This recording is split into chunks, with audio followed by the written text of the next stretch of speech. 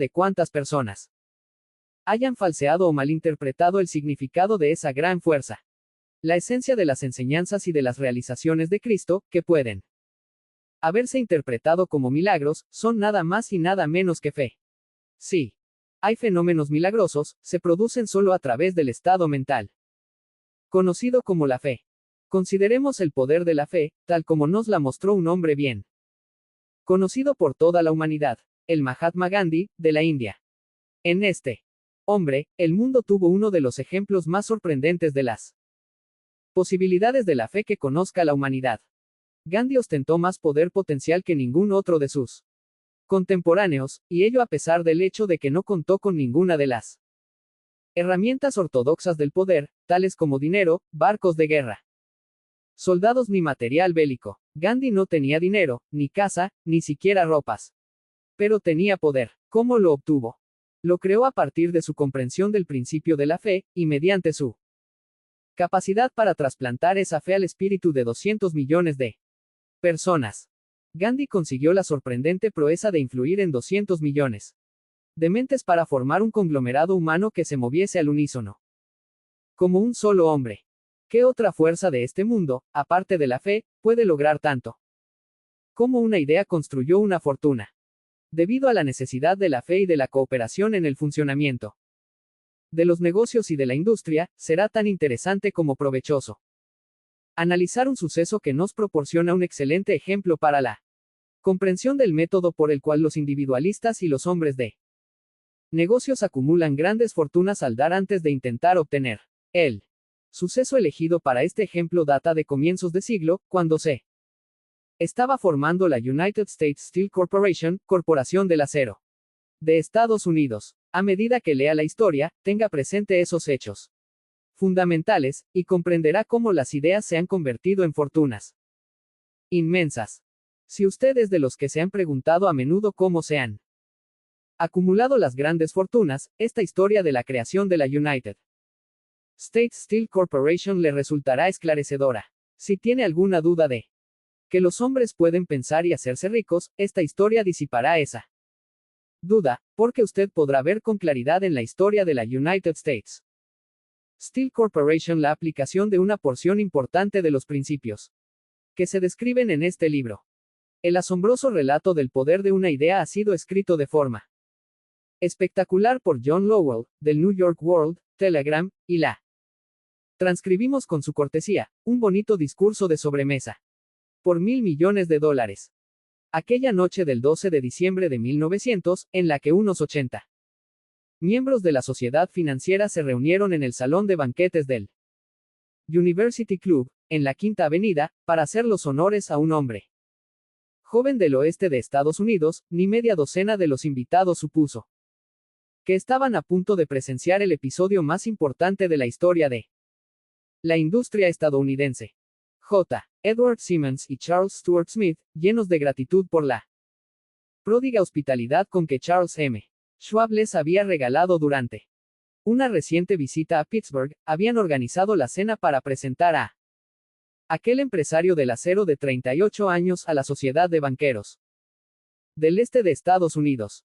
Pero no esperaban que magnetizara de tal modo la convención. De hecho, le advirtieron que los corazones que rellenaban las camisas de Nueva York no reaccionarían a la oratoria, y que si no quería aburrir a los Stillman y los Harriman y los Vanderbilt, sería mejor que se limitara a 15 o 20 minutos de intrascendencias amables, pero nada más. Incluso John Pierpont Morgan, sentado a la derecha de Schwab, como indicaba su dignidad imperial, se contentó con agradecer muy brevemente su presencia en la mesa del banquete. Y en lo que se refería a la prensa y al público, todo el asunto presentaba tan poco interés que los periódicos del día siguiente ni lo mencionaron. De manera que los dos anfitriones y sus distinguidos invitados probaron los habituales 7 u 8 platos. Hubo poca conversación y, versara sobre lo que versase, fue parca y discreta. Aunque algunos de los banqueros y agentes de bolsa habían visto antes a Schwab, cuya carrera había florecido en los bancos de Monongahela, ninguno lo conocía bien. Pero, antes de que la velada acabara, ellos y Money Master Morgan quedarían admirados, y un bebé de $1.000 millones, la United States Steel Corporation, nacería allí. Quizás sea una lástima para la historia que no se haya hecho ninguna grabación del discurso de Charlie Schwab en aquella cena. Sin embargo, tal vez se tratara de un discurso casero, con incorrecciones gramaticales, pues los perfeccionismos del lenguaje nunca le interesaron a Schwab, lleno de refranes y compaginado con ingenio. Pero, aparte de eso, obtuvo una fuerza y un efecto impresionantes sobre los $5.000 millones de dólares de capital estimado que los comensales representaban. Cuando terminó, y la reunión vibraba todavía con sus palabras, aunque Schwab había hablado durante 90 minutos, Morgan condujo al orador a una ventana apartada donde, balanceando las piernas en un alto e incómodo asiento, hablaron durante una hora más. La magia de la personalidad de Schwab se había puesto en acción con toda su potencia, pero lo más importante y perdurable fue el programa detallado y explícito que presentó para el engrandecimiento del acero. Muchos otros hombres habían tratado de interesar a Morgan en montar juntos un trust del acero a partir de combinaciones con empresas de pastelería, cables y flejes, azúcar, goma, whisky, aceite o goma de mascar. John W. Gates, el apostador, lo había urgido a hacerlo, pero Morgan no había confiado en él. Los hermanos Moore, Bill y Jim, mayoristas de Chicago que habían fusionado una fosforera y una corporación de galletitas, habían tratado de convencerlo, fracasando en su intento.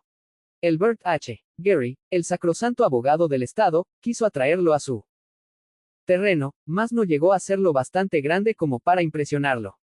Hasta que la elocuencia de Schwab elevó a J.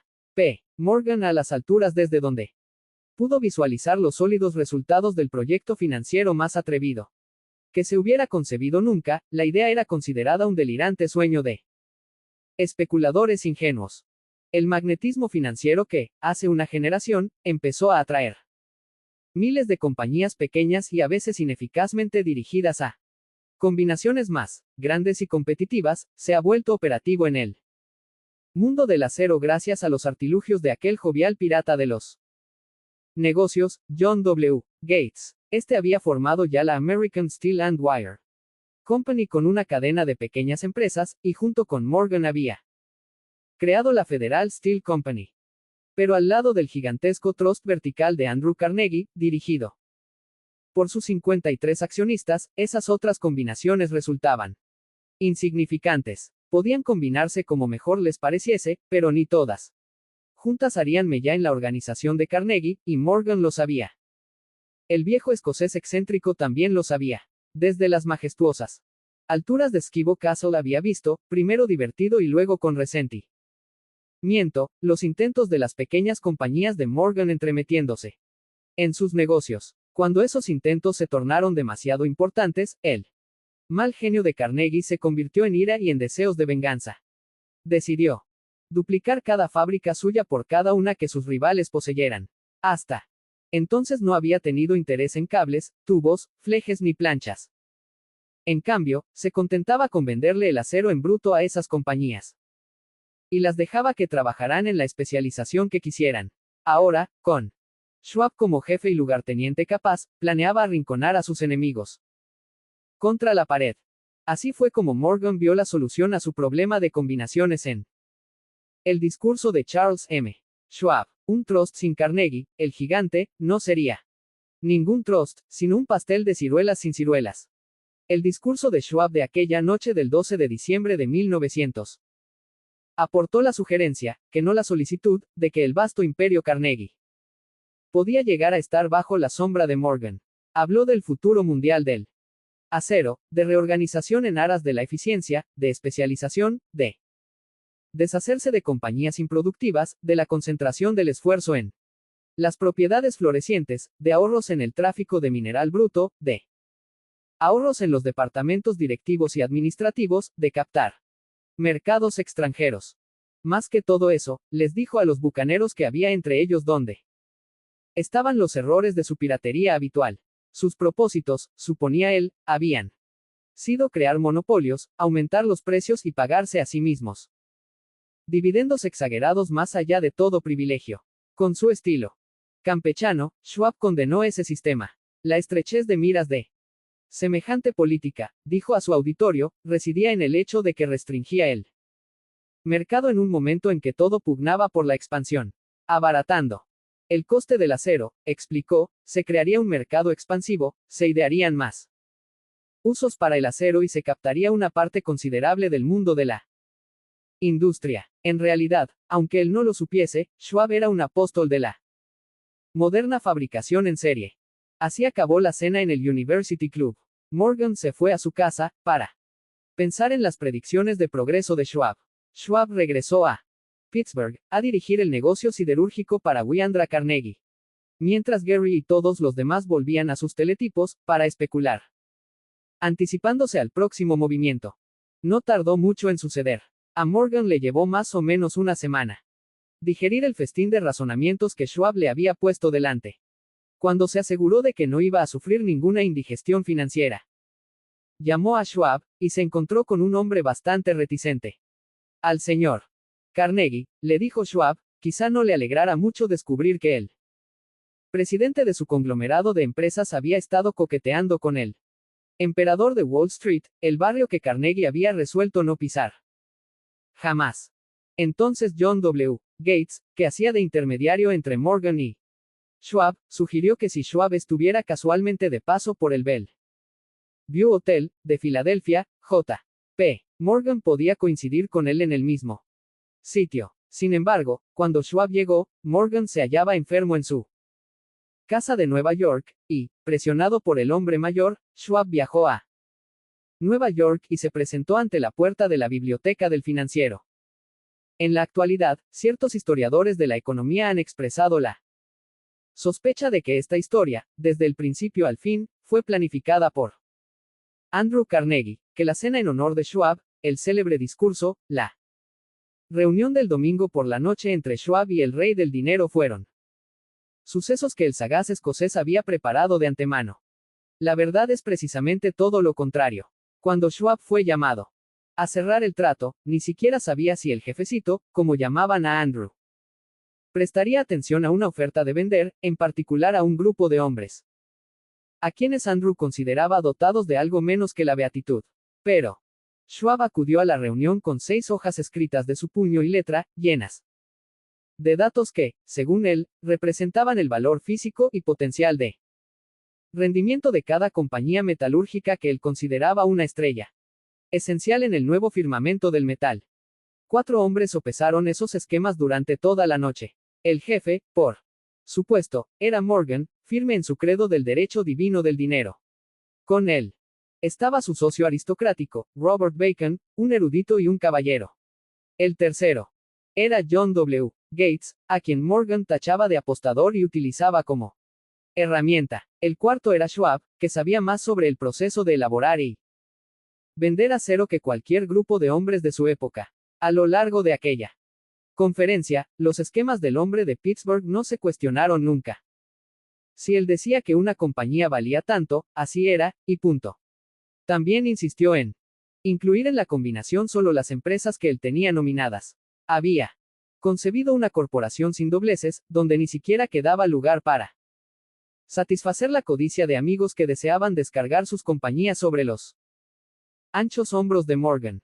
Al amanecer, Morgan se puso de pie y se desperezó. Solo quedaba un asunto pendiente. ¿Cree que puede persuadir a Andrew Carnegie de vender?, preguntó. Puedo intentarlo, repuso Schwab. Si usted consigue que venda, me comprometeré en todo este asunto, aseguró Morgan. Hasta allí todo iba bien. Pero vendería Carnegie. ¿Cuánto pediría? Schwab pensaba en unos $320 millones. ¿Cómo se efectuaría el pago? ¿En acciones ordinarias o preferentes? ¿En bonos? ¿En efectivo? Nadie podía reunir $320 millones en efectivo. En enero acudieron a un partido de golf en los helados prados de St. Andrews, en Westchester, Andrew envuelto en jerseys, bien abrigado, y Charlie conversando de trivialidades, para ejercitar el buen humor. Pero no se pronunció ni una palabra sobre negocios hasta que la pareja se sentó en la cálida sala de la cabaña que Carnegie poseía cerca de allí. Entonces, con el mismo poder de convicción con que había hipnotizado a 80 millonarios, En el University Club, Schwab dejó caer rutilantes promesas de retiro y comodidad, de los innumerables millones que satisfarían los caprichos sociales del viejo escocés. Carnegie estuvo de acuerdo, escribió algo en un trozo de papel y dijo: muy bien, venderemos por este precio.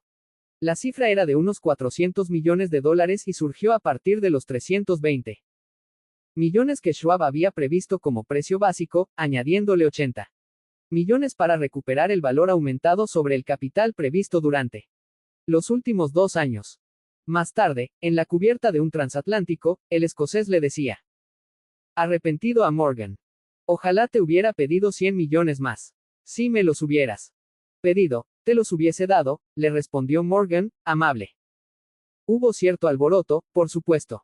Un corresponsal británico envió un cable diciendo que el mundo del acero extranjero estaba aterrado ante la gigantesca corporación. El presidente Hadley, de Yale, declaró que a menos que se regulasen los trusts, el país tendría un emperador en Washington durante los próximos 25 años. Pero ese hábil agente de bolsa que ¿quién era se aplicó a su trabajo de impulsar tan vigorosamente las nuevas acciones hacia el público, que todo el exceso de liquidez, estimado por algunos en cerca de 600 millones de dólares, fue absorbido en un abrir y cerrar de ojos. De manera que Carnegie obtuvo sus millones, el sindicato de Morgan consiguió 62 millones por todos sus problemas, y todos los muchachos, desde Gates a Gary, también ganaron sus millones. Schwab, de 38 años, obtuvo su recompensa. Fue nombrado presidente de la nueva corporación, y ostentó el cargo hasta 1930. La riqueza empieza con una idea. La impresionante historia del gran negocio que usted acaba de leer es un ejemplo perfecto del método por el cual el deseo puede transmutarse en su equivalente físico. Esa gigantesca organización se creó en la imaginación de un hombre. El plan por el que le proporcionaban a la organización hornos de acero que aportaban su estabilidad financiera se creó en la mente de la misma persona. Su fe, su deseo, su imaginación, su perseverancia fueron los verdaderos ingredientes esenciales que conformaron la United States Steel Corporation. Los hornos y los equipos mecánicos adquiridos por la empresa, después de haber surgido a la existencia legal, fueron incidentales, pero un análisis cuidadoso revelará el hecho de que el valor aumentado de las propiedades adquiridas por la corporación se incrementó en unos 600 millones de dólares, por la mera transacción que los consolidaba bajo una misma gerencia. En otras palabras, la idea de Charles M. Schwab, sumada a la fe con la que contagió a J.P. Morgan y a los demás, había dado unos beneficios de unos 600 millones de dólares. No es una suma insignificante por una sola idea. La United States Steel Corporation prosperó hasta convertirse en una de las empresas más ricas y poderosas de Estados Unidos, dando empleo a miles de personas, desarrollando nuevas aplicaciones para el acero, y abriendo nuevos mercados, demostrando de ese modo que los 600 millones de beneficio que la idea de Schwab produjo estaban bien merecidos. La riqueza empieza a partir de una idea. La cantidad está limitada solo por la persona en cuya mente esa idea se pone en movimiento. La fe elimina las limitaciones. Cuando esté preparado para negociarle a la vida lo que usted desee, recuerde, usted es el que pone el precio por obtener lo que quiere.